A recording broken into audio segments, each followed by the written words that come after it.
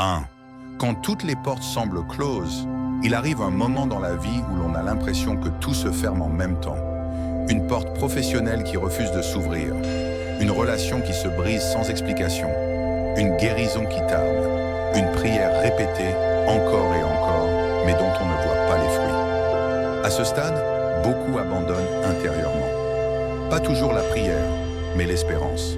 Et c'est précisément là que se joue quelque chose de fondamental dans la relation entre le serviteur et son Seigneur. Allah dit « Et quiconque place sa confiance en Allah, il lui suffit. Allah accomplit parfaitement son ordre. » Coran 65, 3. Ce verset ne promet pas une ouverture immédiate. Il promet une suffisance. Et parfois, la suffisance d'Allah précède l'ouverture des portes. Le prophète Muhammad, paix soit sur lui, a vécu des périodes où toutes les portes humaines étaient enfermées. À la Mecque, il était rejeté, boycotté, humilié. Aucun appui politique, aucun refuge. Et pourtant, c'est dans cet enfermement apparent qu'Allah préparait l'ouverture la plus décisive, l'Hijra.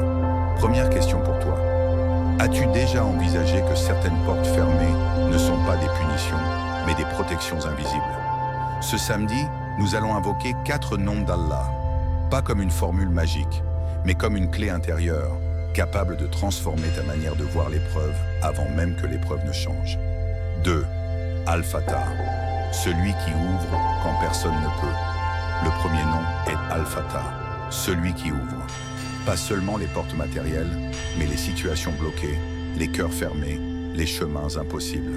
Allah dit: ce qu'Allah ouvre aux gens comme miséricorde, nul ne peut le retenir, et ce qu'il retient, nul ne peut le libérer après lui. Coran 35.2. Il y a une histoire peu racontée, mais profondément révélatrice. Un compagnon du prophète vivait une pauvreté extrême. Il ne demandait rien aux gens, mais son cœur était épuisé. Le prophète, paix soit sur lui conseilla non pas une somme d'argent, mais une invocation persistante, centrée sur la reconnaissance de la souveraineté d'Allah sur les ouvertures. Quelques mois plus tard, sans héritage, sans aide humaine, une opportunité inattendue transforma sa situation. Non pas parce qu'il avait forcé une porte, mais parce qu'Allah l'avait ouverte. Al-Fatah n'ouvre pas toujours ce que tu veux, il ouvre ce dont ton âme a besoin. Question essentielle. As-tu demandé à Allah d'ouvrir une porte, ou as-tu exigé qu'il ouvre celle que tu avais toi-même choisie? 3. Ar-Razzaq. Quand la subsistance ne vient pas d'où tu l'attends, beaucoup associent les portes fermées uniquement à l'argent ou au travail. Mais la subsistance d'Allah dépasse largement le salaire. Ar-Razzaq est celui qui pourvoit, même quand les causes semblent inexistantes. Allah dit: il y a sur terre des créatures dont Allah assure la subsistance. Il connaît leur lieu de séjour et leur dépôt. Coran 11.6. Une femme des premières générations de l'islam perdit son mari et se retrouva seule avec ses enfants. Aucun soutien familial, aucune garantie. Elle refusa de mendier. Chaque nuit, elle invoquait Ar-Razzaq, convaincue que la main d'Allah n'est jamais vide. Un jour, un commerçant frappa à sa porte par erreur. Il cherchait quelqu'un pour l'aider à gérer un commerce naissant. Cette erreur fut son ouverture. La subsistance arrive souvent par des chemins que tu n'aurais jamais osé imaginer. Question qui dérange. As-tu limité Ar-Razzaq à ton compte bancaire alors qu'il pourvoit aussi en paix, en idées, en rencontres, en protection? 4. Al-Jabbar, celui qui répare ce qui est brisé.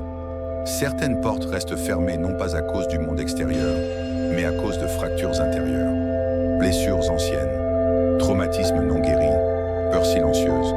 Al-Jabbar n'est pas seulement celui qui contraint, il est aussi celui qui répare, qui redresse ce qui a été brisé à l'intérieur. Allah dit: et quand je suis malade, c'est lui qui me guérit. Coran 26.80. Un homme vint voir le prophète, paix soit sur lui, après avoir commis une faute grave. Il pensait que toutes les portes étaient définitivement fermées pour lui. Le prophète ne le repoussa pas. Il lui rappela qu'Allah aime ceux qui reviennent vers lui, même brisés. Al-Jabbar ne te demande pas d'être intact pour t'ouvrir une porte. Il te demande d'être sincère. Question intime. As-tu demandé à Allah de réparer ton cœur ou seulement de changer ta situation?